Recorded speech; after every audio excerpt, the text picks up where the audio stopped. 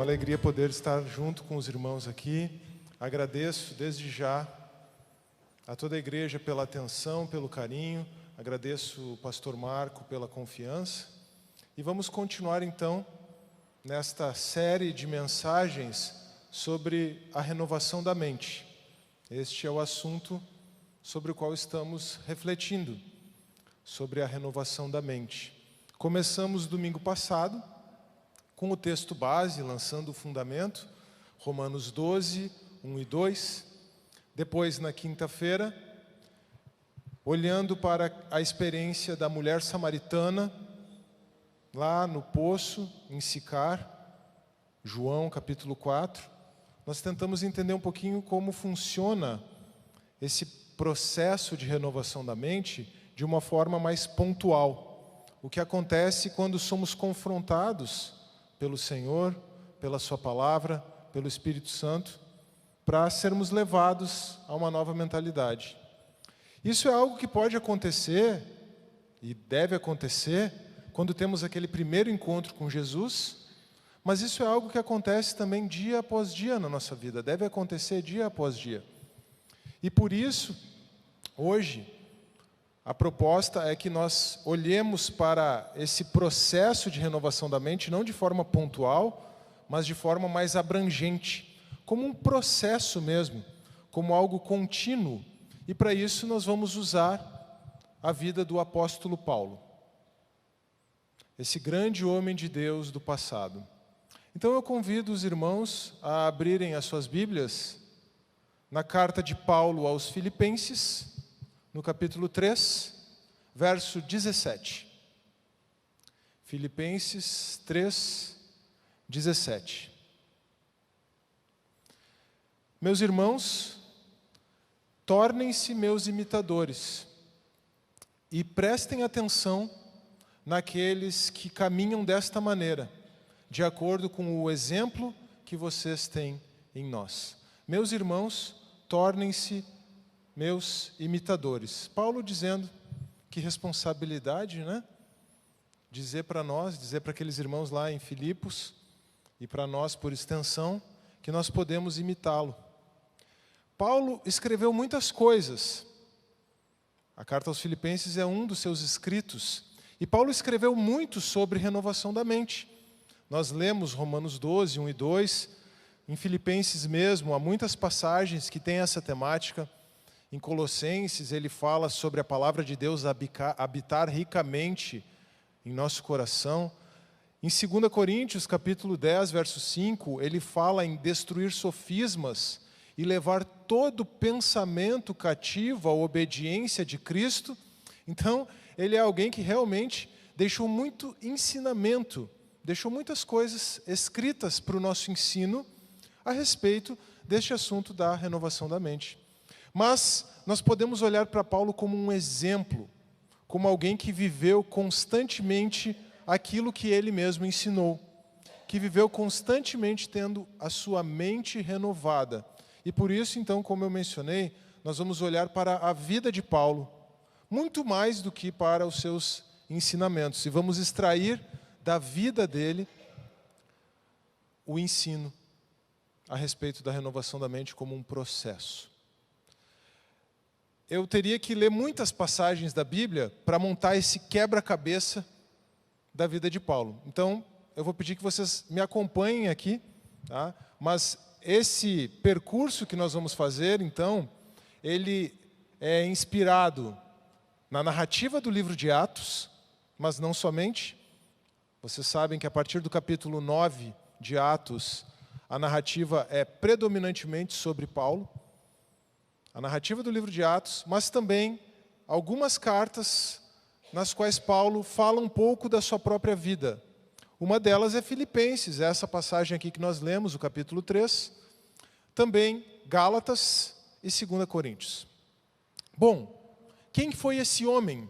Saulo de Tarso ou Paulo? Ele tinha dois nomes.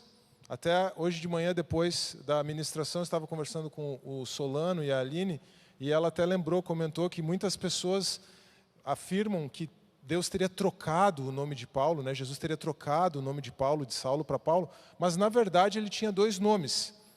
E no contexto judaico, no contexto hebreu, ele usa o nome hebraico dele, Saulo, que é o mesmo nome do rei Saul.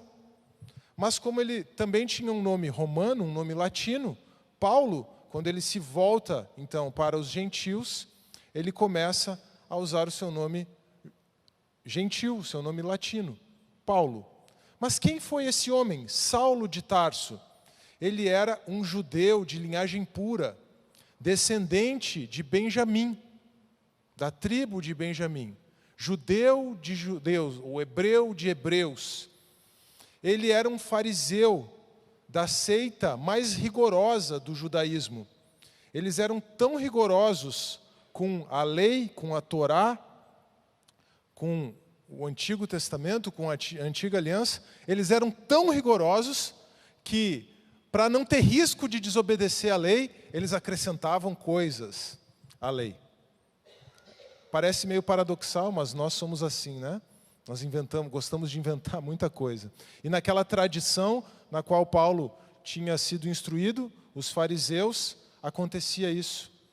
Ele foi instruído aos pés de Gamaliel, um dos mais destacados rabinos da sua época.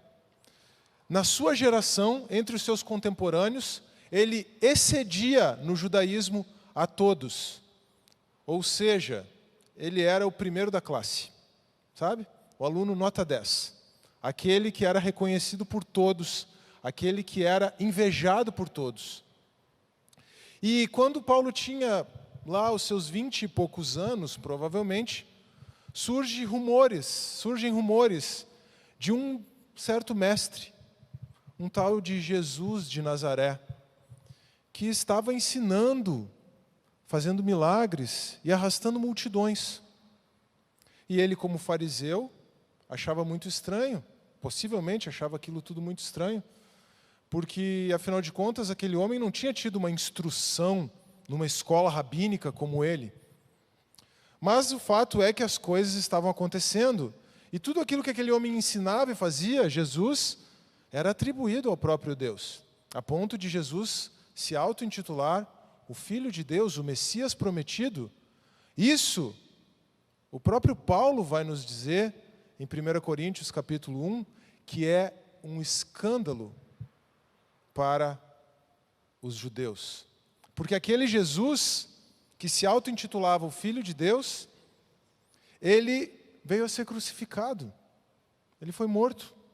E os seus discípulos alegavam que ele ressuscitou. E após isso, aqueles discípulos de Jesus estavam causando um verdadeiro rebuliço em Jerusalém.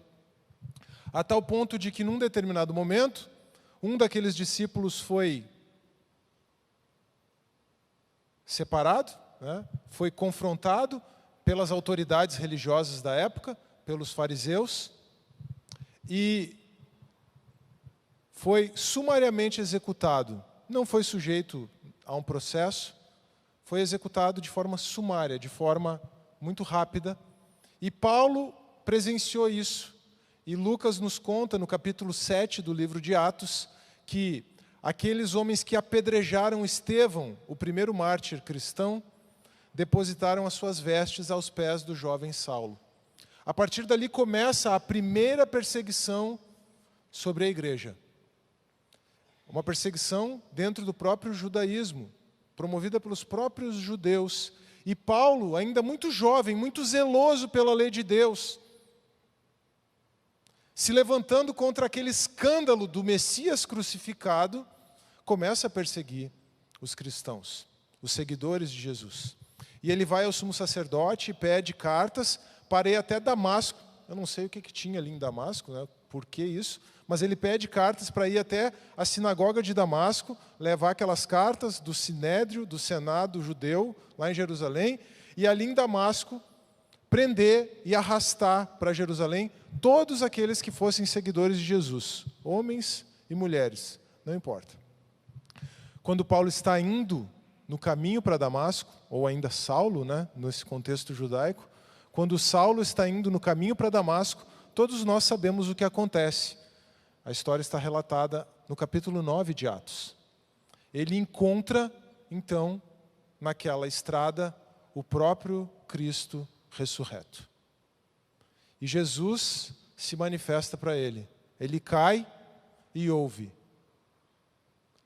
Saulo, Saulo, por que me persegues? Dura coisa é para ti recalcitrares contra os aguilhões. Isso significa que algo já estava acontecendo no interior de Paulo.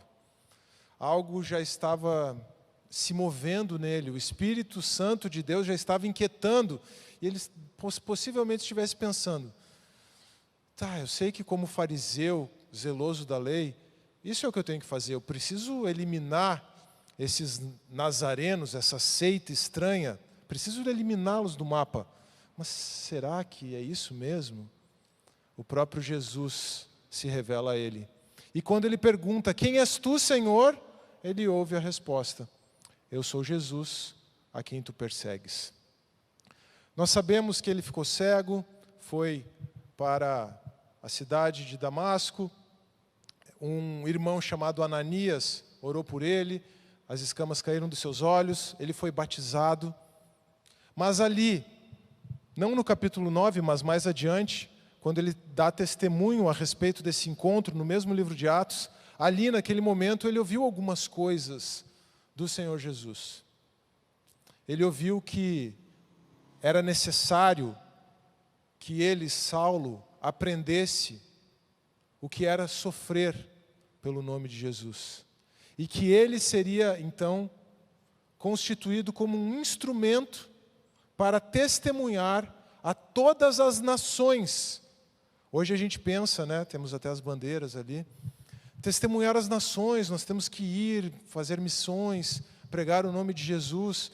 Testemunhar as nações para Paulo, para Saulo, aquele fariseu, significava levar a palavra de Deus para não-judeus, para gentios. Era algo inconcebível para a mente, para a mentalidade de um judeu. Mas ele teve um encontro com o próprio Senhor. Aquelas coisas começaram a mexer dentro dele. Ele passou por um período de retiro de 3 anos. De Damasco ele foi para a Arábia. Possivelmente tenha ido ao Monte Sinai, o monte onde Deus entregou a lei para Moisés. E ali ele reviu tudo aquilo que ele já havia aprendido na sua vida a respeito da lei. 3 anos sem fazer nada. Assim, no sentido de atividades, né?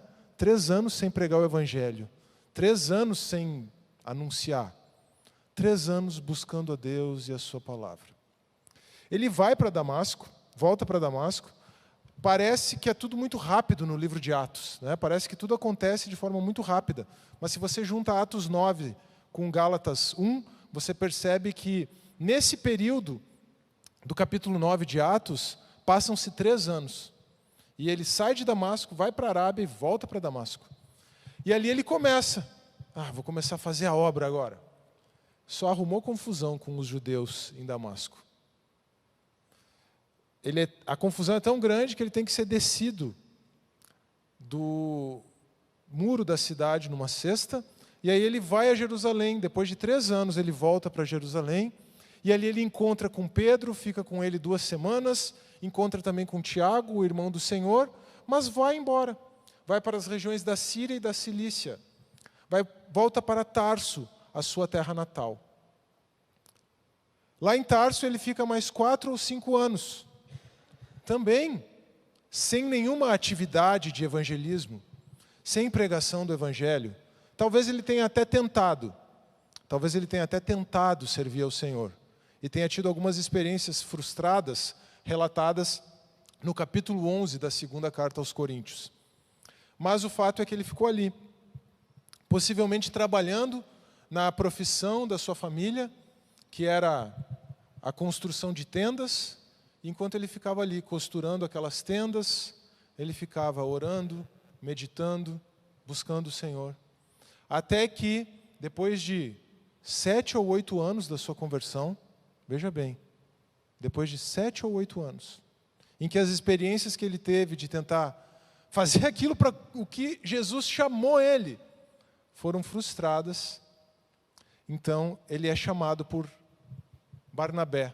Barnabé sai de Antioquia, onde estava nascendo uma igreja vibrante, uma igreja onde judeus e gentios já conviviam, onde o evangelho tinha chegado aos não-judeus, e vai até Tarso para buscar Saulo, para ajudar a trabalhar naquela igreja.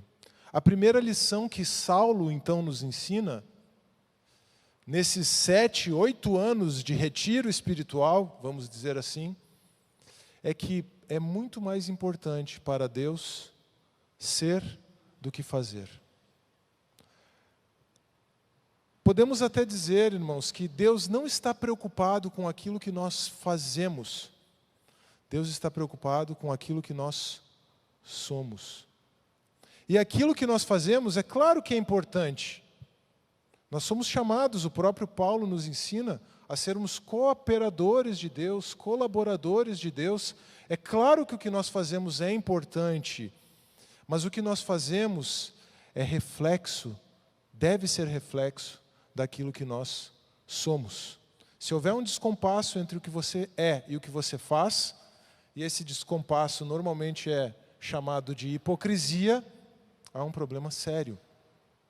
Então nós temos que colocar o foco naquilo que nós somos em Cristo, e não naquilo que nós fazemos. Essa é uma das primeiras grandes lições que Paulo nos ensina. Mas ele começa então a ajudar, agora sim, ajudar na igreja em Antioquia. E as coisas avançam, a obra de Deus avança naquela cidade, a tal ponto de o Espírito Santo dizer para separarem Barnabé e Saulo para irem às nações. E aí então eles fazem uma primeira viagem missionária, depois uma segunda viagem missionária, uma terceira viagem missionária, 3 viagens missionárias. Agora Paulo passa o resto da sua vida envolvido em viagens, chegando a diferentes países, diferentes cidades, anunciando o evangelho, fundando igrejas. Mexe com gente, dá problema. É ou não é assim? No dia em que você encontrar a igreja perfeita e entrar nela, pode saber que ela deixou de ser perfeita, porque você está ali, né? Então, a igreja perfeita não existe. Se ela existisse, ela deixaria de ser perfeita no momento que você colocasse os pés dentro dela. Aquelas igrejas que Paulo fundou já começam a ter problemas. E ele começa a escrever cartas para apagar incêndios. As primeiras cartas que Paulo escreve, 1 e 2 Tessalonicenses, Gálatas e 1 e 2 Coríntios, a ordem entre Gálatas e 1 e 2 Tessalonicenses é questionada, mas as primeiras cartas que Paulo escreve, durante a segunda e a terceira viagem missionária, são para apagar incêndio, resolver problemas que estavam surgindo naquelas igrejas. Mas ainda assim ele começa a escrever, começa a cuidar daquelas igrejas e indiretamente a cuidar de nós. Veja quantas coisas ele deixou escritas. Quando ele tem um pouquinho mais de tempo, né, um pouquinho mais de tranquilidade, ele escreve a carta aos Romanos, para preparar o seu caminho para Roma. A maior de todas as cartas de Paulo, é por isso que ela é a primeira na sequência. Depois dos Evangelhos e de Atos, Romanos é a primeira, porque é a maior, a mais extensa. As cartas de Paulo estão organizadas na sua Bíblia pelo tamanho. Tá? Romanos, então, que é chamado por muitos de o Evangelho de Paulo. Ele queria ir a Roma, mas ele passa primeiro em Jerusalém para levar uma oferta para a igreja que estava passando necessidade lá. E lá em Jerusalém ele é preso pelos judeus. Passa 2 anos numa prisão, na fortaleza em Cesareia, e apela para César. E ele chega a Roma, preso. Talvez ele tenha sido solto, tenha feito uma quarta viagem missionária, e aí numa segunda prisão é que ele, de fato, é morto por Nero César, decapitado, talvez no ano 67 ou 68 depois de Cristo. Ou seja, do ano 36 até o ano 37, 38, mais ou menos 30 anos em que esse homem passou dedicando a sua vida a buscar a Deus e a trabalhar na obra de Deus. Na sua prisão em Roma, alguns cogitam que tenha sido um pouco antes, preso em Éfeso ainda, mas na sua prisão de Roma, provavelmente, ele escreve as chamadas cartas da prisão. Colossenses, na qual ele apresenta as glórias de Cristo como o cabeça da igreja. Efésios, na qual ele apresenta as glórias da igreja como o corpo de Cristo. E Filipenses, uma carta que ele escreve em agradecimento à igreja em Filipos, na Macedônia, porque aqueles irmãos haviam mandado uma oferta para o sustento de Paulo. Ele escreve aquela carta agradecendo aos filipenses e falando sobre a cidadania no reino de Deus. Já que ele estava preso em Roma, né? Ele fala sobre a cidadania no reino de Deus. E ele diz, se eu pudesse resumir, ele nos ensina nessa carta que a cidadania do reino dos céus, nós não somos dessa terra, nós somos cidadãos do reino dos céus. A nossa cidadania está nos céus, de onde nós aguardamos o Senhor Jesus. É o que ele escreve no capítulo 2, verso 20. Se nós pudéssemos resumir a cidadania celestial em duas palavras, em duas ideias, essas ideias seriam humildade e alegria. Humildade e alegria em todos os momentos, mesmo em meio às adversidades. Vejam que Paulo está preso, as pessoas estão falando mal dele, tem gente pregando o evangelho só para aumentar as aflições dele, e ele não vê problema com isso, desde que o nome de Cristo seja anunciado. Ele diz que, por causa das suas prisões, ou da sua prisão, das suas cadeias, toda a guarda pretoriana, a tropa de elite do exército romano, ouviu o evangelho. E a palavra de Deus chegou até a casa de César, o mesmo César que depois irá decapitá-lo. Então vejam que Paulo está preso, mas está muito feliz, está muito alegre por estar fazendo a obra de Deus, e ele nos ensina a esse respeito. Se ele foi solto, então, ele escreve, também da prisão escreve Filemon, uma carta bem pequena, bem pessoal, mas se ele foi solto, fez uma quarta viagem missionária, neste momento ele escreve 1 Timóteo e Tito, já agora as cartas pastorais. Se foi ele que escreveu Hebreus, ele escreve nesse momento também. E quando ele é preso a segunda vez, ou tratando-se de uma prisão só, já no fim mesmo da sua vida, no fim da sua carreira, ele escreve a segunda carta a Timóteo, o testamento de Paulo. Combati o bom combate, completei a carreira, guardei a fé. Mas, meus irmãos, vejam então, são 13 ou 14 cartas, 13 ou 14 livros da Bíblia que esse homem nos deixou. E num deles, na carta aos Filipenses, ele nos diz para seguirmos o seu exemplo, nos tornarmos seus imitadores. Por isso, para encerrar essa série de mensagens sobre a renovação da mente, eu gostaria de propor uma pergunta, agora uma pergunta, mas bem parecida com aquela afirmação que norteou a nossa conversa de quinta-feira sobre a mulher samaritana. Na quinta-feira, nós meditamos aqui que nós somos como a mulher samaritana. Hoje eu gostaria de perguntar para vocês se nós somos como o apóstolo Paulo. Nós somos como o apóstolo Paulo? E eu digo, em primeiro lugar, que sim. Então eu já tenho uma resposta para essa pergunta. Sim, nós somos como o apóstolo Paulo. Depois dessa resposta que eu pretendo formular aqui, eu gostaria de devolver uma segunda pergunta aos irmãos. E por fim, gostaria de deixar uma palavra de encorajamento. Mas a resposta que eu tenho para essa pergunta, somos nós como o apóstolo Paulo? É sim, porque como Paulo, ou melhor, como Saulo, o judeu, fariseu, hebreu de Hebreus, nós também tentamos servir a Deus e agradar a Deus com os nossos próprios esforços. Isso faz parte daquela mentalidade do mundo. E num contexto de vida religiosa, é assim que a mentalidade do mundo, aquela mentalidade que precisa ser transformada em nós, ela se manifesta. Nós achamos que somos capazes de bater no peito e dizer, deixa comigo, Deus. Nós somos como um encanador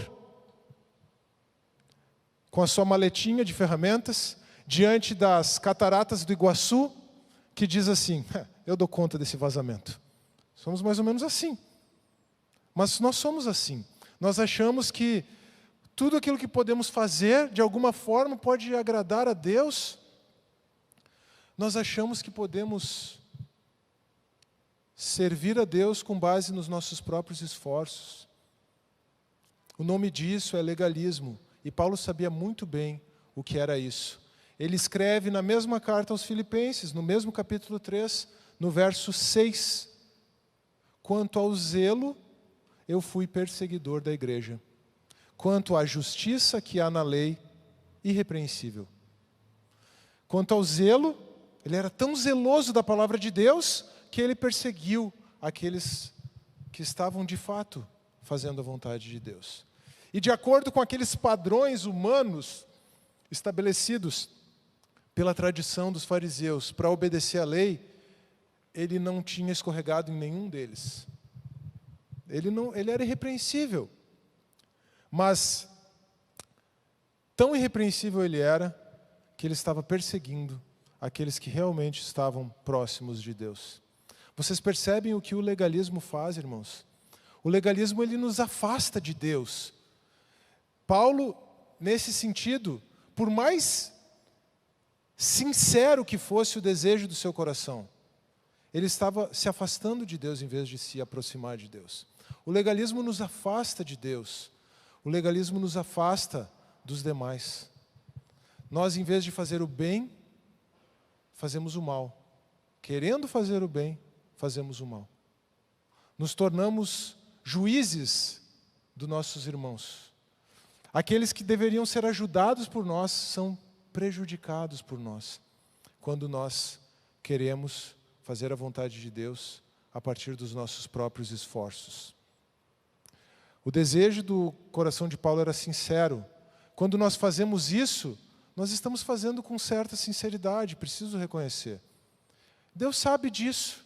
E na sua soberania, Ele nos conduz de tal maneira que todo esse nosso esforço humano vai nos levar a frustrações.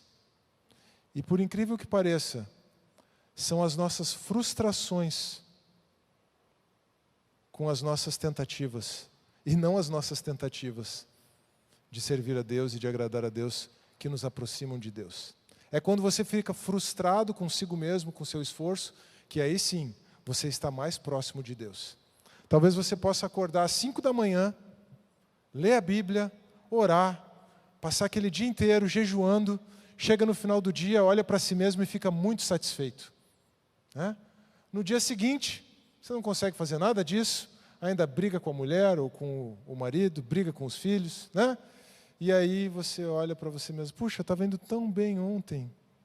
Mas foi esse dia de frustração, se você, claro, olhar para a sua natureza humana e ser confrontado por Deus como a mulher samaritana no poço, é esse dia que te aproximou mais de Deus. Não pelas coisas erradas que você fez, mas pela consciência que você tomou da sua própria fragilidade. Então, como Paulo, nós tentamos agradar a Deus com base nos nossos próprios esforços. Mas Paulo, após encontrar Jesus, deixou tudo por causa de Cristo. Então, a pergunta que eu trago para os irmãos hoje, nessa noite, é: como Paulo, nós abrimos mão de tudo por causa de Jesus? Continuem comigo no capítulo 3 de Filipenses, vamos ao verso 8 e 9 agora. Filipenses 3, 8 e 9. E na verdade, tenho também por perda todas as coisas, pela excelência do conhecimento de Cristo Jesus, meu Senhor, pelo qual sofri a perda de todas estas coisas e as considero como escória, como refúgio, como coisas que são atiradas aos cães, para que possa ganhar a Cristo. E seja achado nele, não tendo a minha justiça que vem da lei, não pelo meu esforço, não pelas coisas que eu faço, mas a justiça que vem pela fé em Cristo, a saber, a justiça que vem de Deus pela fé. É Cristo quem nos torna aceitáveis a Deus. É Cristo quem nos aproxima de Deus. É Cristo quem nos declara justo, e não os nossos próprios atos, e não as coisas que fazemos. Talvez você possa estar pensando assim, claro, aquele judeu perseguidor da igreja abriu mão de tudo para seguir a Jesus, mas não é esse homem que está escrevendo aqui.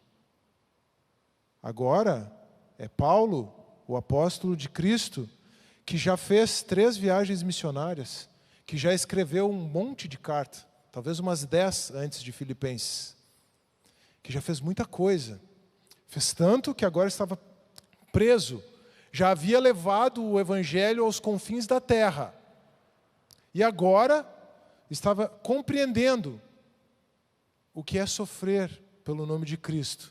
Pois ele diz que tudo aquilo que ele fez, por maior que seja, e não foram poucas coisas, graças a Deus pela vida desse homem, pelas cartas que ele escreveu, mas tudo isso, percebe, irmãos?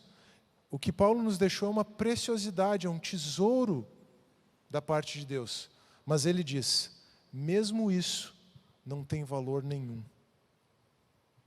Não que a palavra de Deus em si não tenha valor, mas o que ele fez, o esforço dele, aquilo que custou para ele produzir isso, o sangue, o suor, as lágrimas dele, nada disso tem valor por causa da sublimidade do conhecimento de Cristo. O valor de Jesus supera de forma incomparável tudo aquilo que possamos fazer, tudo aquilo que possamos entregar.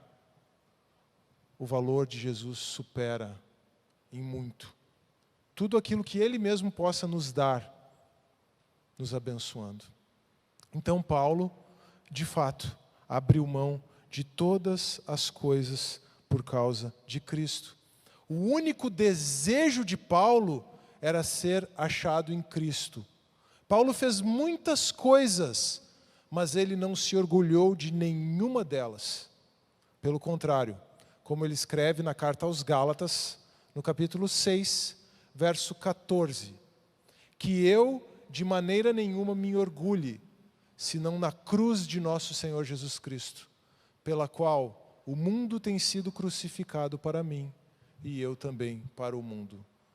O único orgulho daquele homem era a cruz de Cristo. Loucura para os gentios, loucura para os não-judeus, Deus crucificado. Escândalo para os gentios. Por quê? Porque Paulo entendeu muito bem o exemplo dado pelo próprio Cristo. E se Paulo nos diz para o imitá-lo, é simplesmente porque ele mesmo compreendeu o exemplo deixado por Jesus. Veja o que ele escreve na mesma carta aos Filipenses, volte uma página, no capítulo 2, versos 5 até 8. Provavelmente um dos primeiros hinos da igreja cristã. Certamente uma poesia, certamente um poema. Paulo diz assim: de sorte que haja em vós o mesmo sentimento que houve também em Cristo Jesus. Vamos parar aqui no verso 5 um pouquinho, porque essa palavra sentimento, ela talvez não seja a melhor tradução para a ideia que está lá no original. Ainda que, de fato, a cruz de Cristo, ela molde também, ela forme também as nossas emoções. As nossas emoções também devem ser trabalhadas por Deus, por meio da cruz. Mas Paulo não está falando aqui de sentimentos. Talvez a melhor tradução seja atitude, como diz a Nova Versão Internacional, ou mentalidade, disposição mental. Tenham vocês a mesma atitude, a mesma disposição mental que Jesus teve para Ele mesmo. Qual foi essa atitude? Qual foi essa disposição mental de Jesus? Agora vamos para o verso 6. Ele, subsistindo em forma de Deus, não julgou como usurpação o ser igual a Deus, não procurou se apegar ao fato de ser como Deus, não tentou tirar vantagem do fato de ser como Deus, antes a si mesmo se esvaziou, assumindo a forma de escravo, tornando-se semelhante aos homens, e reconhecido em figura humana, a si mesmo se humilhou, tornando-se obediente até a morte e morte de cruz. O exemplo foi dado pelo próprio Cristo antes de ter sido dado por Paulo. E Paulo sabia muito bem disso, e Paulo vivia isso. Por isso é que ele nos ensinou a nos tornarmos como ele, porque ele havia se tornado como Cristo. Agora você imagine o esvaziamento, a humilhação do soberano Senhor do universo. Para a gente tentar fazer uma aplicação para a nossa vida, tentar imaginar isso, imagine você, um ser humano criado à imagem e semelhança de Deus, se esvaziando a tal ponto de se tornar como uma lagarta. Lembrando da ilustração da lagarta que se torna em borboleta, né? A lagarta virando borboleta é algo positivo, mas agora imagine você, um ser humano, se transformando numa lagarta, totalmente limitado, totalmente frágil. Ou vamos piorar, uma lesma, ainda por cima gosmento, né? Por pior que isso pudesse ser, por pior que possa parecer aos nossos olhos, ainda assim, esse exercício que nós fazemos, ele não se compara à humilhação de Jesus. Porque ainda assim, você virando uma lagarta, uma formiga ou uma lesma, ainda assim se trata de uma criatura se tornando uma outra criatura, inferior, mas ainda assim uma criatura. O esvaziamento de Jesus significa o próprio Deus Criador vindo na forma de uma das suas criaturas. Só isso já seria humilhação suficiente para o Filho de Deus. Mas a humilhação de Jesus não se limitou à sua encarnação, a ele vir na forma de um homem. Ainda assim, além disso, ele foi um homem de sofrimento, um varão de dores, como Isaías escreve no capítulo 53. Ele não tinha onde reclinar a cabeça, ele foi desprezado pelo seu próprio povo. Ele foi maltratado, ele foi humilhado e ele sofreu a morte mais humilhante, mais torturante, mais excruciante que existia na época. A morte dedicada para os piores criminosos, a morte de cruz. Mas a morte de cruz, a morte de Cristo na cruz, ela ressignifica até mesmo esse sinal, esse símbolo. Aquilo que era sinal de humilhação, sinal de tortura, agora para nós é o sinal de vitória, porque ele ali venceu a Satanás, venceu o mundo, venceu o pecado e não ficou na morte, ele ressuscitou. É Jesus que nos deixa o exemplo. É Jesus, antes de Paulo, quem nos dá o exemplo. E quando nós compreendemos o que significa esse esvaziamento de Jesus, então nós podemos inclusive, e eu deixo essa reflexão, caso alguém esteja vacilando na fé, caso alguém esteja com dúvidas, isso é lícito, todos nós temos. Mas se você está com dúvida, será que isso é verdade? Será que o que está escrito nesse livro é verdade? Será que essas coisas das quais esse homem falando aqui são verdadeiras? Veja só, eu entendo que o esvaziamento de Jesus é a própria prova da verdade da fé cristã. Porque nós estamos falando de um Deus que se humilha, um Deus que se esvazia. Um Deus assim não cabe na mente do ser humano.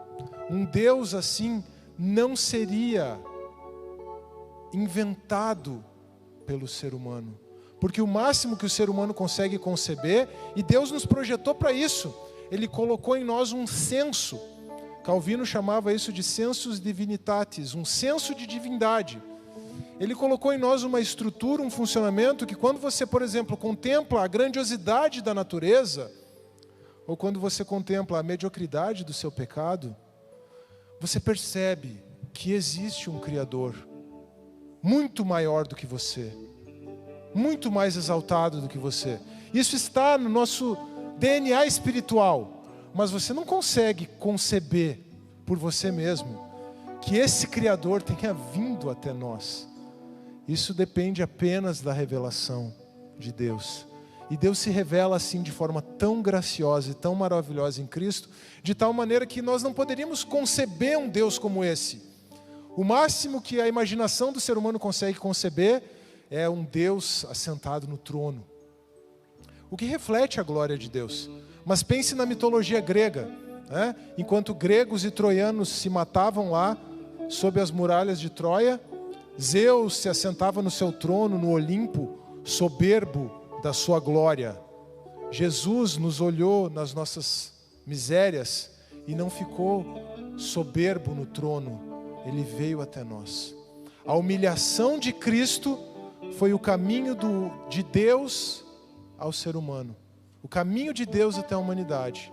Apenas a humildade, apenas a humilhação é o nosso caminho também até Deus. O mesmo Paulo escreve na segunda carta aos Coríntios, no capítulo 12, falando dele mesmo, mas colocando de forma muito humilde, como se fosse um outro homem. Ele está enfrentando um problema, ele está enfrentando falsos apóstolos, pessoas que desafiam o ensino e a autoridade dele. E existe um reflexo disso aqui em Filipenses também, por isso que ele começa esse capítulo 3, falando sobre a possibilidade insana de se orgulhar segundo a carne. E aí ele começa a falar da experiência dele no passado. Mas lá em 2 Coríntios 12, uma passagem paralela a essa de Filipenses 3, ele fala dele mesmo, como se estivesse falando de um homem. No corpo ou fora do corpo, não sei, Deus o sabe, que foi arrebatado ao terceiro céu e viu coisas indescritíveis que não é lícito a um homem dizer. De um homem como esse, diz Paulo, eu poderia me gloriar, mas eu não farei isso, porque eu não tenho nada para me orgulhar, senão das minhas fraquezas. Por causa da grandeza das revelações das quais eu poderia me orgulhar, Deus colocou em mim, diz Paulo, um espinho na carne, um mensageiro de Satanás. Nós não sabemos o que é, e qualquer explicação que eu desse a respeito disso seria mera especulação. Não vou fazer isso. Mas esse espinho na carne, esse mensageiro de Satanás, Paulo diz por que ele estava lá, para que ele não se orgulhasse. E Paulo prossegue: 3 vezes orei a Deus pedindo que o removesse de mim. E Deus me respondeu: a minha graça te basta, porque o poder se aperfeiçoa na fraqueza. Então Paulo diz: é por isso que eu me orgulho nas minhas fraquezas, nas perseguições, nas privações, nas tribulações, por causa de Cristo, para que do alto repouse sobre mim o Espírito de Deus, o poder de Deus. Você quer ter poder espiritual, meu irmão, minha irmã? Eu não sei se eu quero, mas o caminho para isso é a humilhação. O homem que tem autoridade espiritual, o pastor Marco fala muito sobre isso, né? A identidade e a autoridade espiritual como consequência. O homem que tem autoridade espiritual, a pessoa que tem autoridade espiritual, é a pessoa que vive humilhada, quebrantada na presença de Deus. Isso é ser revestido do poder do Espírito Santo. Quando eu sou fraco, é que sou forte, diz Paulo. A graça de Cristo é totalmente suficiente. Aliás, nós cantamos isso nessa noite, não é mesmo? Então, aí está o caminho. Abrir mão de tudo por causa de Cristo. Somos nós, como o apóstolo Paulo? Eu encerro deixando uma palavra de encorajamento. Vamos para o verso 12 agora de Filipenses 3. Vamos ler a partir do verso 12 até o verso 16. Exatamente um verso antes daquele que nós utilizamos para iniciar, o verso 17. Filipenses 3:12. Não que eu já tenha alcançado a perfeição, a ressurreição dentre os mortos, ou que já seja perfeito, mas prossigo para alcançar aquilo para o que fui também preso por Cristo Jesus. Aqui no verso 12, pode só voltar ali, por favor? Aqui no verso 12, Paulo faz um jogo de palavras. Ele diz: prossigo para apreender aquilo pelo que também fui apreendido por Cristo Jesus. Ele estava preso, mas ele queria dizer que não era a sua prisão física o que importava, porque ele havia sido capturado pelo propósito de Deus. E ele prosseguia também para apanhar, ele se esticava o máximo que ele conseguia para alcançar aquilo para o que Deus o alcançou.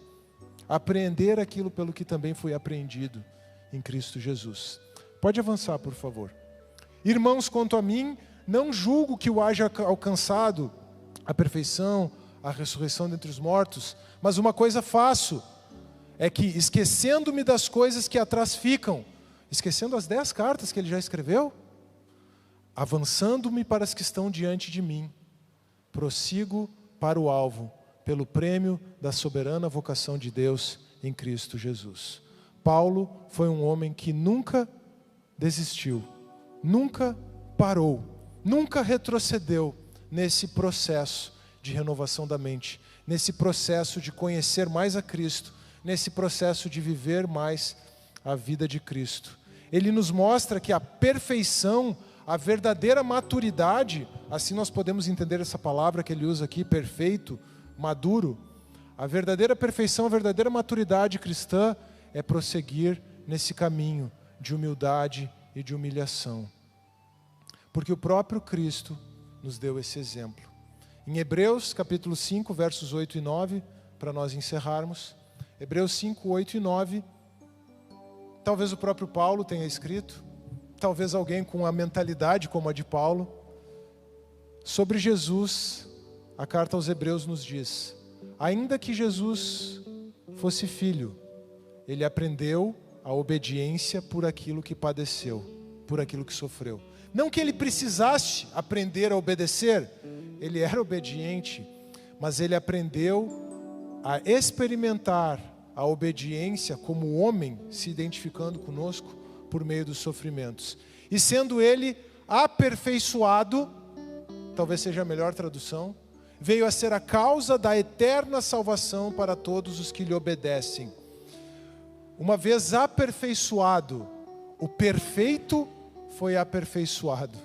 Não que ele precisasse de mais perfeição, mas porque ele foi experimentado nesse caminho da humildade.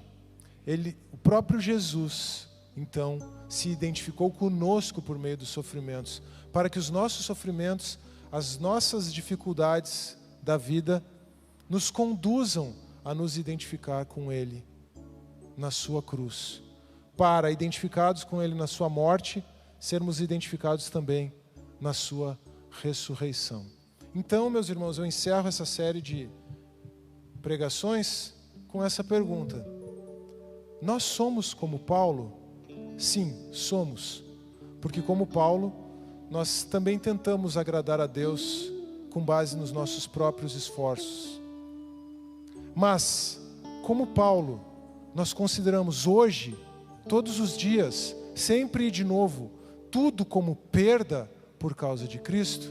E eu gostaria de deixar essa palavra de encorajamento. Como Paulo, não desista da caminhada e prossiga para o alvo, para o prêmio da soberana vocação de Deus em Cristo Jesus.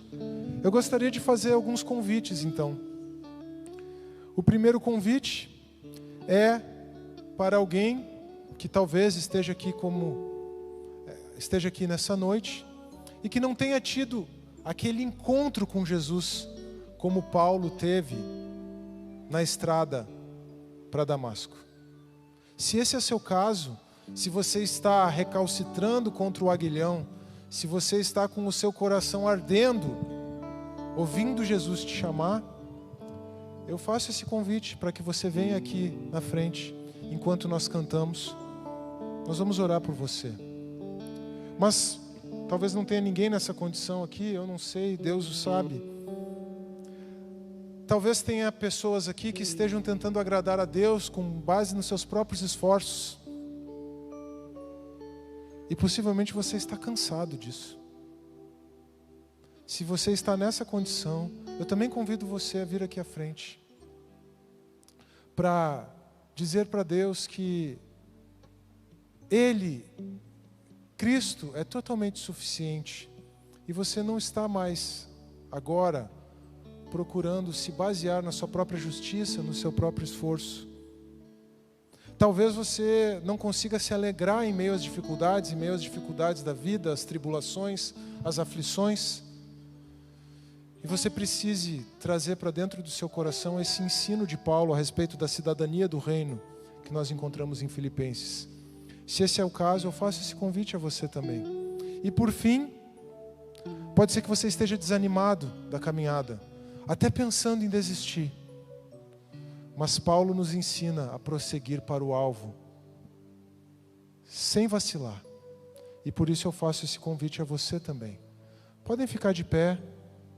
Quem quiser vir aqui à frente para atender a qualquer um desses chamados, enquanto nós cantamos, venha, que depois nós vamos orar por você. Ó Pai, nós te agradecemos, Pai, pelo exemplo que Paulo nos deixou. Nós te agradecemos pelo teu grande amor que foi manifestado em Cristo Jesus. Nós te agradecemos pelo sacrifício de Cristo. Te agradecemos pela tua palavra que nos confronta e que nos leva ao arrependimento. Nós te agradecemos pelo teu Espírito, que é esse rio de vida, rio de água viva que flui do nosso interior.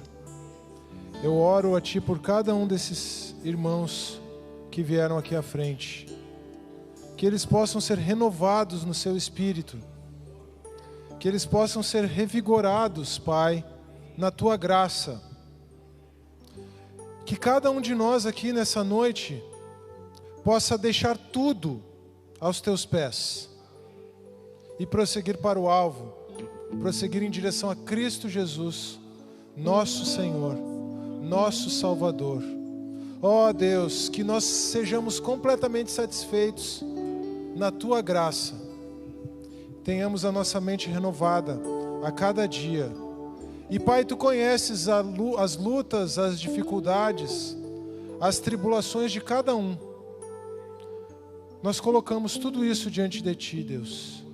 Que as dificuldades da vida não nos impeçam de olhar para o alto, de olhar para Cristo. Pelo contrário, que em cada uma das dificuldades, que em cada uma das nossas misérias, que até mesmo em cada um dos nossos pecados, nós consigamos olhar para Cristo como a resposta, a solução. E toda a nossa vida seja transformada pela graça e pelo amor de nosso Senhor Jesus. É em nome dele que oramos. Amém. Amém. Amém.